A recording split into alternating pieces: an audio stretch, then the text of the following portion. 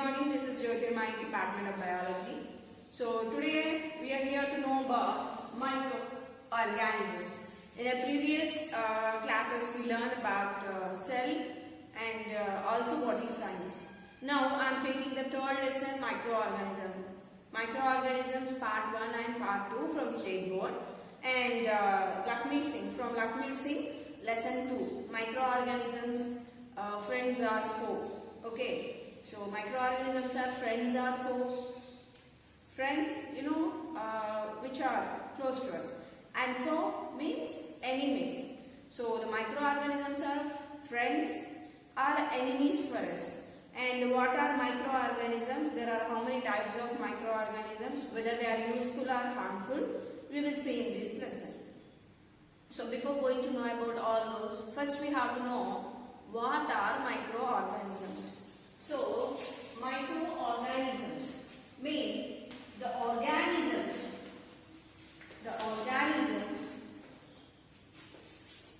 which can't see with our naked eye,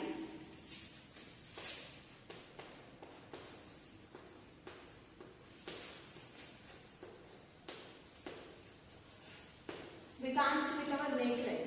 But then, how can we see those organisms? With the help of microscope, only microscope, because they are micrometer in size, so that we can't see those organisms with our naked eye. Most of them are unicellular, very few of them are multicellular. Okay, so look at here, the organisms which can't see with our naked eye and can we see with the help of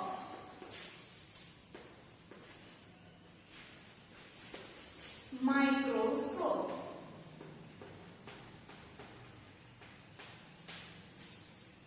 So these study of these microorganisms are known microbiology. In previous lesson we discussed about what is science. Microbiology. Microbiology means the study of microorganisms. So about all microorganisms we study in microbiology. Got it? And there are how many microorganisms we find? There are how many microorganisms are generally? There are 1, 2, 3, 4, 5. 5 types of microorganisms are here. So the first type we have to know about bacteria, and the second type virus, and the third one protozoa, fourth one fungi, last but not least fifth one algae. These are the microorganisms generally. Bacteria, virus, protozoa, fungi and algae. These are the microorganisms present on the earth and which we can't see with our naked eye. Can we see with the help of only microscope, and study of that microorganism is known microbiology. Then who is the father of microbiology? In a previous class I already told you, Louis Pasteur. Louis Pasteur is a father of microbiology actually.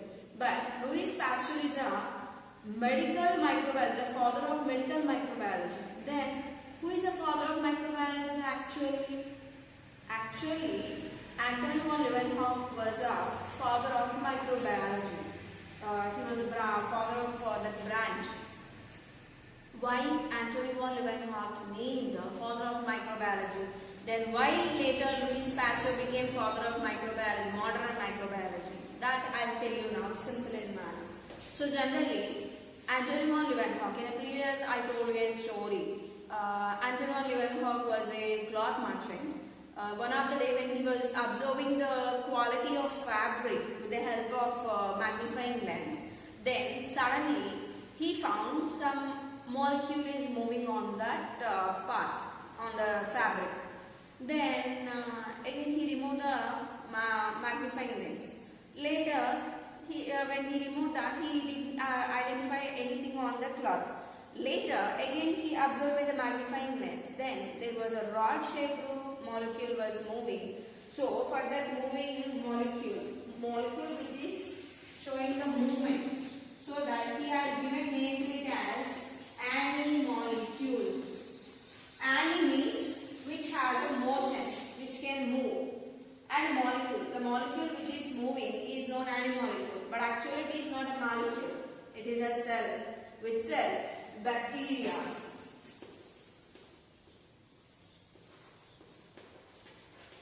The first microorganism what he found, that is bacteria. Later he made his own handmade microscope. With the help of that microscope, he observed number of microorganisms. Like you see, here most of them are found by Antonio Leeuwenhoek.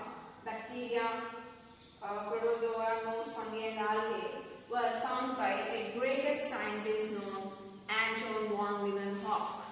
Who is he? Anton von Leeuwenhoek. Anton von Leeuwenhoek. He was the first person who found the microorganisms. He named it as the anti-molecule. Later these anti-molecule named microorganism. And after that, Anton Leeuwenhoek, so that he became the father of microbiology first. Later, after the Anton Leeuwenhoek, there are a number of scientists who worked on it, microorganisms. So, in that, one of the famous scientists known Louis Pasteur. Louis Pasteur. He was a scientist, first of all, who discovered discovered the process or invented the process known pasteurization. Pasteurization. This was the first process. Pasteurization is one of the process of preservation of food. So generally now we are boiling milk and heating objects. So by heating up some of any material, if you are cooking food or boiling milk, only for storing food for a long time, right? Actually that process was first introduced by Louis Pasteur. So that to honor him, and also he discovered number of medicines for different diseases, and also found vaccination for chicken pox. Now what we are struggling with, for the chicken pox also he found vaccination. So he did number of experimentation in the microorganisms and found different microorganisms and diseases. So to honor him, they have given father of microbiology, modern microbiology. So Louis Pasteur, on the famous last week, who is the father of microbiology, that to modern microbiology, that is Louis Pasteur. Okay. Generally, father of microbiology, first the name was given to Antonio Leeuwenhoek. After that, it modified to Louis Pasteur. Got it? So by this way, different scientists worked on that, and also Robert Koch, one more person. Like one by one, there are different scientists worked on microorganisms, and they found different types of microorganisms and uses, how they are useful and how they are harmful. So now first we look at what are the how many types of the microorganisms are present, and I'll explain individually one by one. So the bacteria, the first one is the bacteria. The study of bacteria is known actually bacteriology. Bacteriology. So where we study about bacteria? In bacteriology. So generally, who is the father of bacteriology? In previously known about it, Robert Koch. Who is the person? Robert Koch.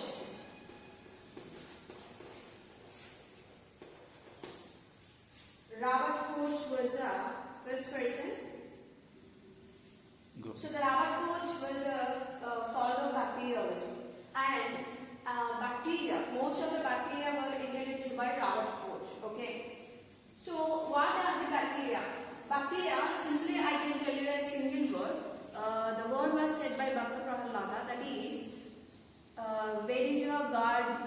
Narasimhaswamy. The question was asked by his father Hiranyakashipa. Then Bhakta Prahlada gave a word that Indugalandu ledandu sandehamu valadu endandu vetkina andarde undu. What is the meaning of it in the sense? If you search my God, He presents everywhere. Wherever you want to see the God, there He is present. Like the bacteria is not a God, but the bacteria also same as usual, present everywhere. Wherever, in a vacuum, in a air, water, in our body, in your body, or on food, anywhere this bacteria is present. And bacteria generally, I previously told you, it is a unicellular organism. What it is? Unicellular organism. Uni means the whole body is made up of single cell. The whole body is made up of single cell. And the outermost body has cell wall. Capsule first it has, and the capsule has pili. Upon that there are pili like this, and they have pili for the reproduction purpose.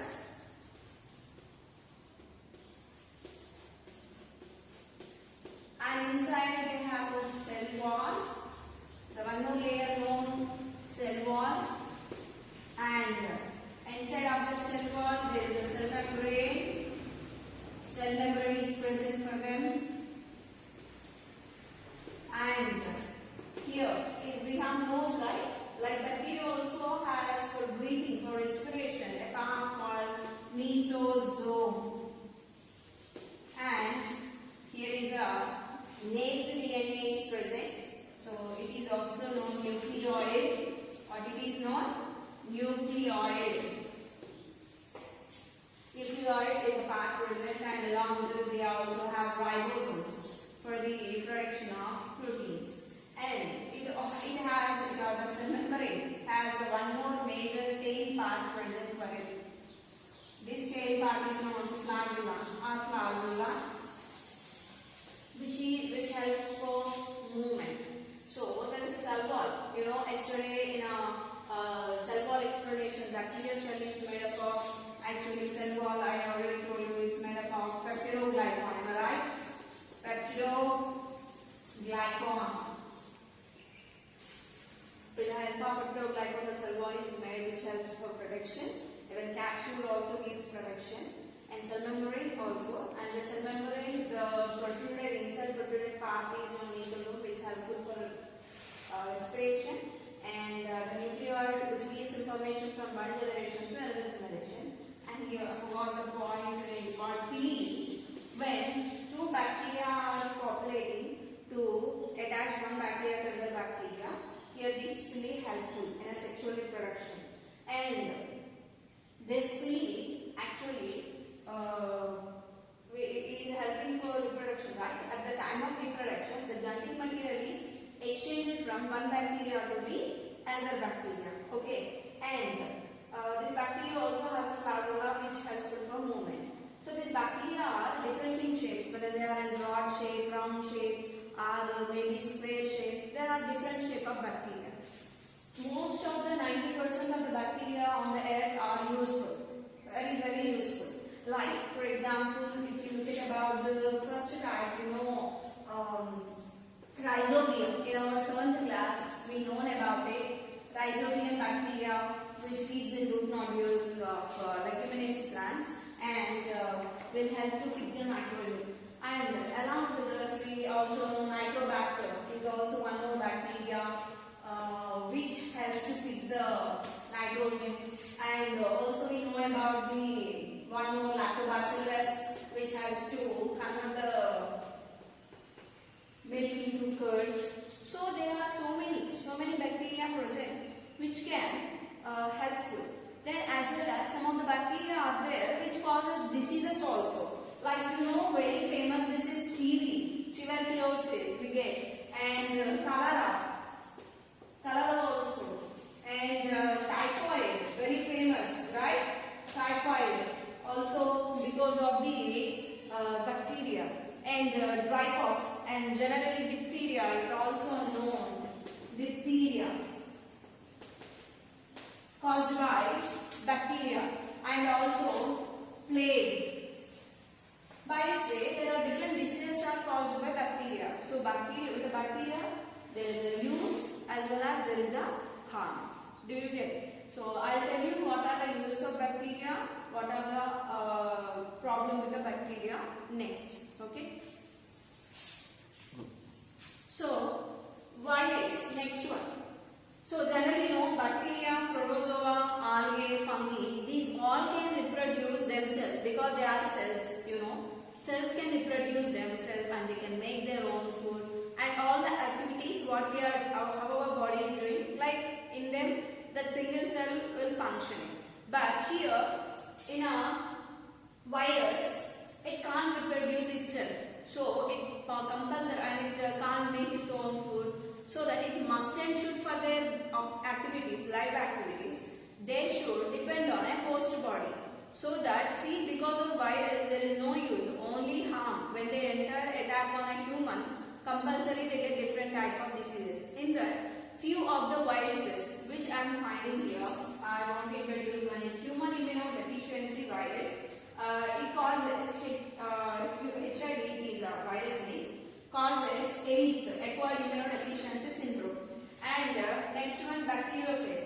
So even virus leaves not only human, animal, plant, even it doesn't leave bacteria also. Whatever the organism will find, it attack on that. This bacteriophage virus attack on bacteria. And next, tobacco mosaic virus. Tobacco, nothing but on the tobacco also this virus grow. Like there are number of viruses which attack on plants, animals, even microorganisms and cause different type of diseases. Majorly, commonly AIDS, acquired immunodeficiency syndrome, and flu, cold, measles, mumps, rabies. When dog bites, people get the disease known rabies. For the rabies, Louis Pasteur found vaccination, and chicken pox. For these, vaccination also found by Louis Pasteur, and smallpox. For these, vaccination was introduced by Edward Jenner, the first person who introduced the vaccination, right? So by this way, there are different diseases which are caused by virus. So we will see further one by one clearly. Go. So the next one, protozoa. Majorly this protozoa is present in water, rivers, ponds, lakes, even in bloodstream of human even. So this study of this protozoa is known protozoology, and this protozoa has as usual structure like cell membrane in animal cell, I told you, right? Like it also has animal cell structure, cell membrane, cytoplasm present, nucleus is present, right? And but in a virus, no nucleus, nothing is present. I forgot to show you. This is a virus. Just only it has only capsid is present. That's it. No cytoplasm, nothing. And there is a DNA material is present. Nothing more than that. It doesn't have cell membrane, cytoplasm, no nucleus, so that it can't do its own work. So it depending as a host. But if you look at about the protozoa, it has all cell membrane, cytoplasm, and nucleus, like remaining all. Got it. Virus is an exception. Virus is between living and non-living because it can't do its own work. But if it gets a host body, it can do everything. And even corona is also a very good example, right? It is depending on a human body and causing different infections inside, right? But this protozoa is not much dangerous, but it causes different types of diseases like sleeping sickness. Majorly we find this in Africa, and malaria, because of mosquito bite we get that, and dysentery. Due to the continuing eating of poisonous food we get dysentery.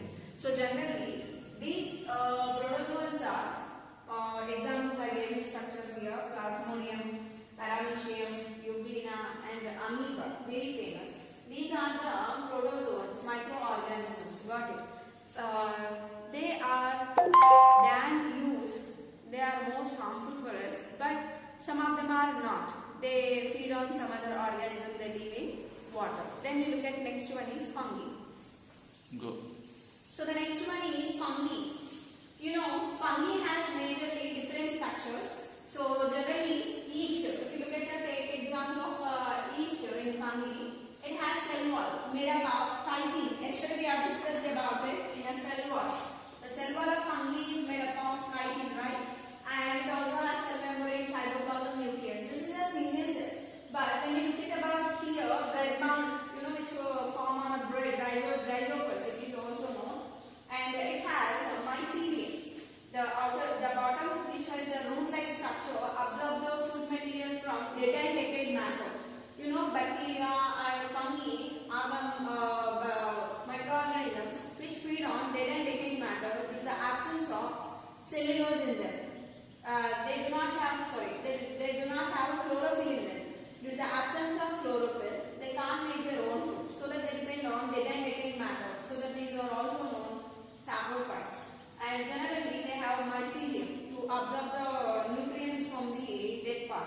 and the hyphae is a bending like structure, and the upper part is known as sporangium. The same structure is present even for aspergillus, but here in a sporangium, spores are present inside. Here is the reproduction takes place by spores. When the sporangium bursts, the spores spread into the air, and we get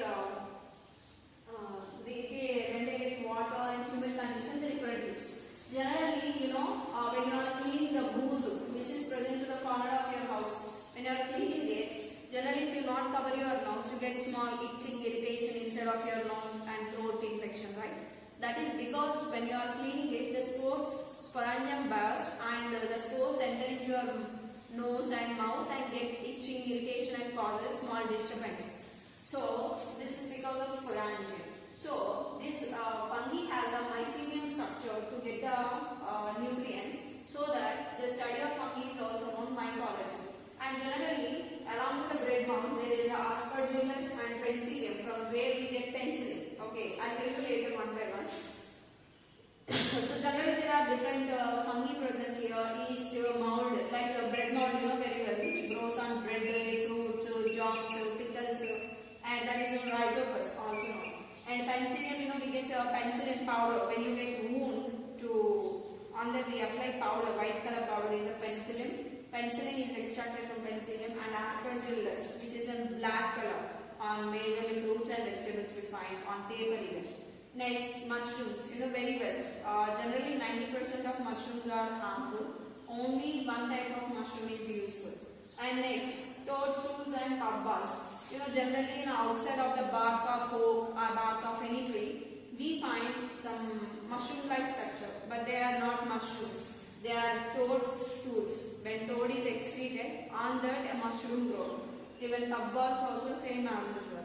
So that fungi is most harmful, but some of them are useful. For example, yeast and penicillin. How they are useful, I will tell you in the next class. So generally, because of fungi, we get the problem ringworm and athlete's foot. Meanwhile, for food area completely gets a white color layer, and even ringworm also. Here, the neck region or the way more sweating, there this fungus grow and causes ringworm. Is it clear? So by this way, fungus has different structures and there are different types and causes diseases. Next, algae. Look at algae next. Go. So next one is algae. Algae is generally green color.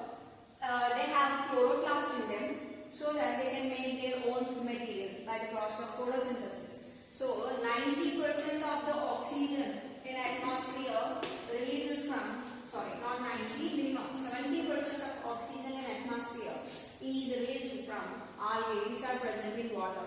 Generally, algae is present wherever water is present. So Chlamydomonas is a single cellular. Only this is single cellular. But you look at about Spirogyra, Anabina, Nostal, Diatom, seaweeds, all these are multicellular. They also can participate in photosynthesis. Majorly, this Spirogyra, on pond, majorly we find a slimy, sticky-like structure. They are known Spirogyra, actually also called pond silk, because it is slimy. If you touch, you feel like silky nature. So that it is known pond silk. And the next one, Anabina and Nostal. With these both generally fixes the nitrogen in soil, and diatoms are very, very important. Basically, the petri dish and your Chinese dishes are most of made up of diatoms. They are resistant of heat and chemicals. They are inert in chemicals, so they can't dilute in chemicals, as well as they can bear the heatness. So that saucers, our cups, bowls, China, whatever they are using, made up of diatoms. Got it?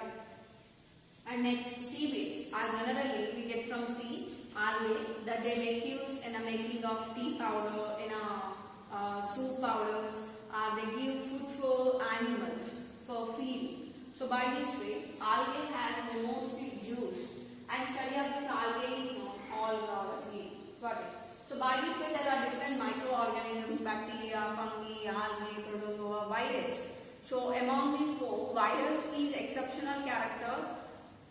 The remaining bacteria, fungi, algae and protozoa are most, with that there is even protozoa also not useful, but the algae, bacteria and fungi are generally useful for us. And they grow everywhere of the earth, in a water, in a food, in a they grow, and some of them cause harm, some of them are useful. So in the next class, we look at what are the useful microorganisms and what are the harmful microorganisms. Thank you. Have a nice day. Bye.